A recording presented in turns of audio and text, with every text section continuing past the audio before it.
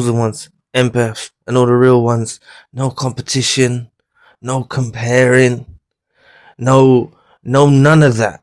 That's what happens when you choose to go lone wolf. All right, and you cut a lot of people away. You stop engaging with a lot of people.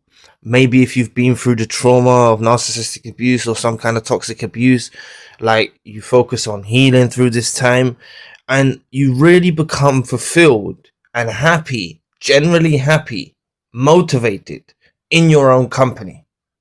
Okay, and the thing is every lone wolf finds his pack. All right, um whether it's a romantic relationship, friends, you'll find your tribe, you can find that sort of stuff, right?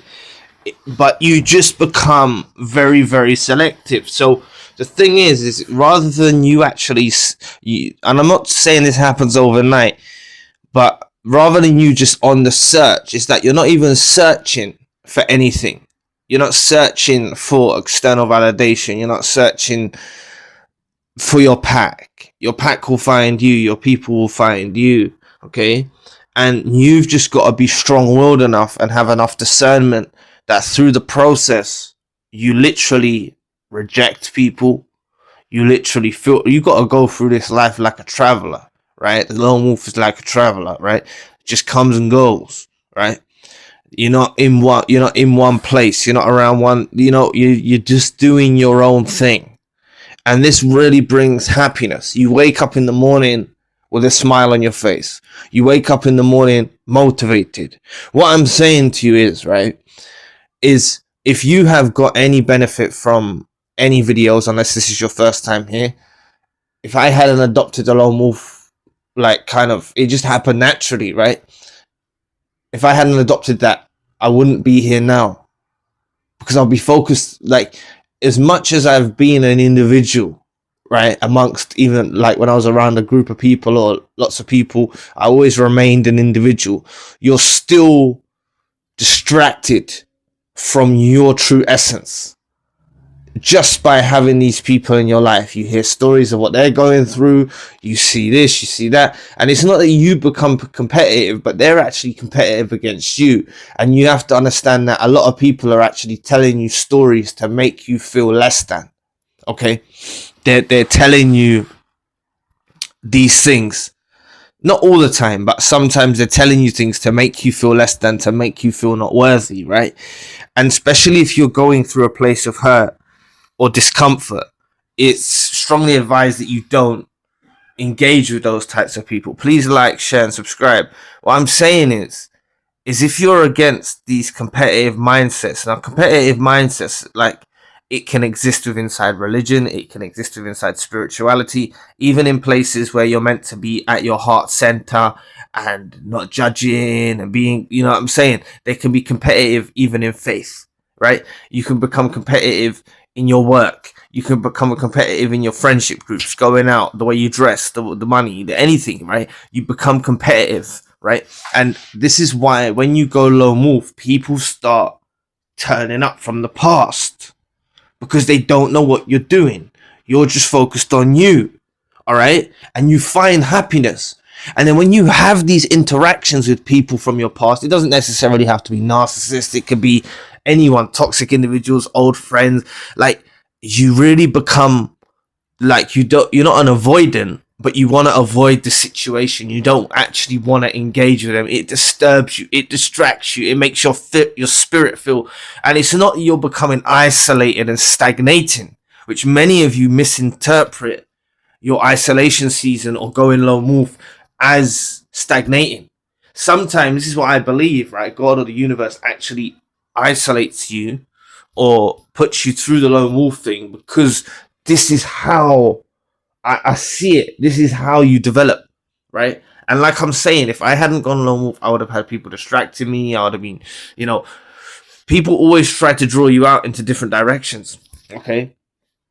They always try to draw you out into different directions. And if I hadn't gone lone wolf and just been doing my own thing, I would have not been, persevering. Even I wouldn't have persisted with this path, you see. And I remember when So I'm saying, when I was doing it initially, I think I had one subscriber as a friend, you know, one was someone else that I knew, right? And that was it, okay? And these weren't friends, like close friends. These were people that I met when I was working away somewhere, right? So it wasn't the same, and I happened to do it at that time. So they, you know, I subscribed to their channel, they subscribed to mine. It was one of those things, right? And all I'm saying is for those first 4 or 5 months, I can't remember exactly what it was. I only had like 4 subscribers.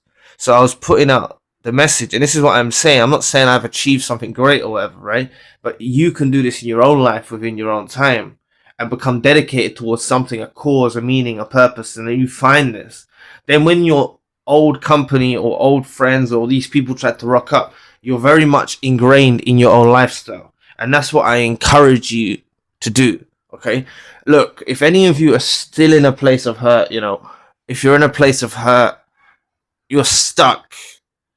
You just can't, you like, for example, when I have sessions booked, people leave notes, right? But I need to know, like, I don't know if any of you book a session in the future. I need to know, do you feel love, warm feelings, things like this for a friend or a romantic partner that was a narcissist? You see what I'm saying? I need to know that so we can dig deeper on that. All right. Like, if you always have to be open, if you don't admit those kinds of things, then I can't really help you. You see, I need to know where your mindset's at. If you come to the session and you say, oh,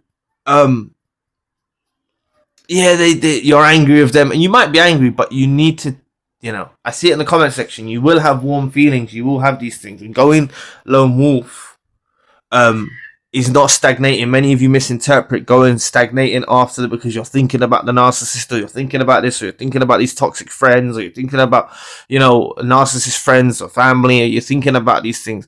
But what you're doing is you're going lone wolf. You've distanced yourself away from them. You're not engaging with them.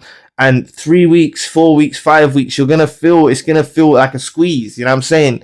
Even after a year, you can still feel the the impact. And what I'm saying is, I had a session yesterday, and this lady actually said to me, you know, no, I do have warm feelings. I do have this. And this is the longest number. This is a Hoover that happened throughout 50 years. There were Hoovers that happened throughout a 50-year period, time zone, right?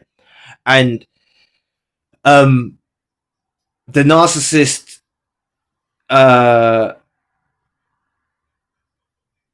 this is what I mean. People get offended, right? I didn't say this to her yesterday. Because I'm doing 24-hour sessions now, and I was a bit tired, right? No, I was a little bit tired, because it was 12 o'clock night time at my time, UK time, right? Which is daytime in America, but I need to do that for you guys, right?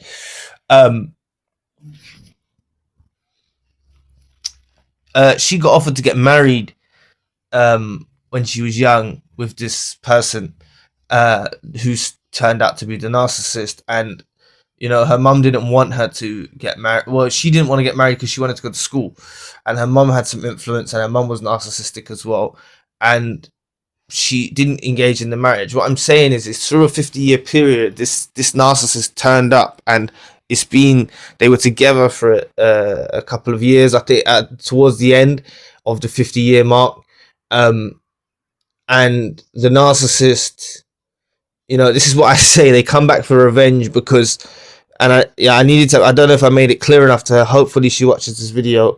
The narcissist was, I did say it. Yeah, the narcissist was coming back for revenge afterwards, and it's because, see, she went lone wolf. She went school. She went to go do her thing. She went on with her life. You know, she had her own path, right? But what this narcissist has shown her when it's come in the future, is this awakening her to a whole trail of narcissists for a lifetime, you see? And this is what you have to be. All I'm saying is people get frustrated, all right? I've had people with 20 years. I've never heard 50 years. Never heard 50 years, you know what I'm saying? Like, I'm telling you, you make an impact on these people. And that's why all of you, when you go lone wolf, like, you know, I can't even go into, like, I know, right? I can't even go into it, but I've seen things in my own, like people turning up after 20 years, you know, and things like that, right? You know, it's crazy, you know, and you don't wanna see these people, right? This is what lone wolf gives you. You get happiness, you get fulfillment in your own life. You feel fulfilled. You feel happy in your own self. And I strongly encourage you to realize that a lot of masterminds of these past centuries, right, inventors and scientists and things like that, spent periods of time alone and devotion towards a cause. Okay, and you see, I'm devoted towards a cause in trying to bring awareness, and you're gonna go on and bring awareness as well. You see what I'm saying?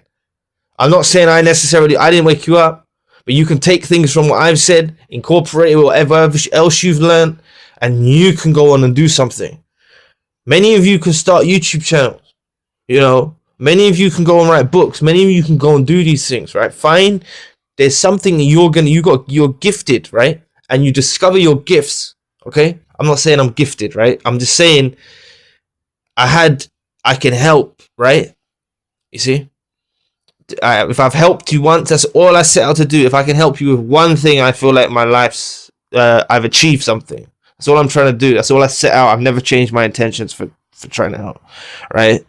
But lone wolf, like, you go through all this, right? Life changes.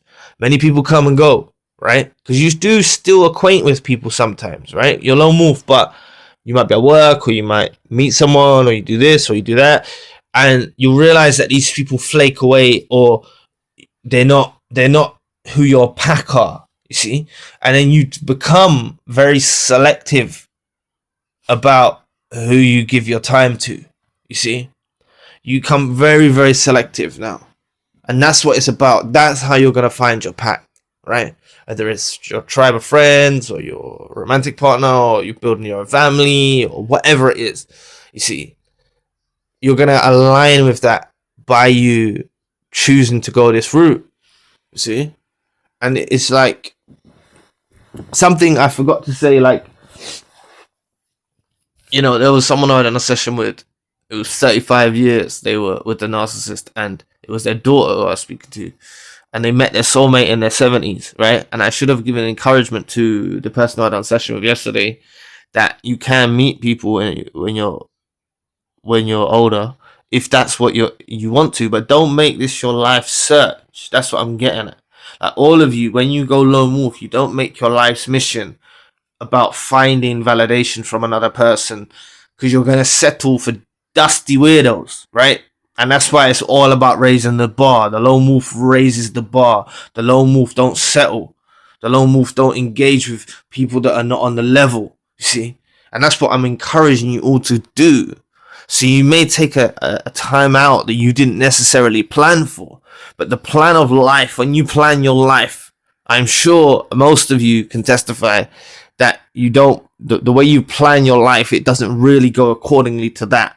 So it seems like there's a force, or a source, or universe, or God, you know, out there as well, involving in this. So things start to make sense. So don't be so critical of, if you're in an isolation period, if you feel like you're stagnating, this will turn into your power. You'll find happiness. You'll find meaning in your own life, and you align with your pack, and you'll feel content. You see, that's the whole point. You become happy in your own life first. You build up in your own self first before you find your pack. That's the recipe. Don't make your happiness based around finding someone else. That's the wrong way to go about things. Not a lot of people are doing this, right? Not a lot of people are reaching fulfillment in their own heart, in their own lives first, through whatever myriad of ways that you do that, and then finding your pack, okay? And not expecting, like, that's why I was talking about the magical other recently, not expecting the magical person, filtering people out, filtering out like weeds, removing the rubbish, removing the crap, removing the dusties, removing these people from your life, you know, as you go through your walk of life, okay, as a lone wolf, cutting people off, doing this, you know, and then you're aligned with the right people. So anyway, thank you so much for listening today. I really appreciate the support. Please book a session if you'd like to. I'm now available 24 hours across all time zones, like I was saying. You can also request custom videos. All video requests are processed in 24 hours. You're welcome to donate or support to the channel if you like to. My podcast is now on Spotify. Check out the Spiritual channel for more content. All links you need in the description box below, and I'll be back with another video soon. Peace.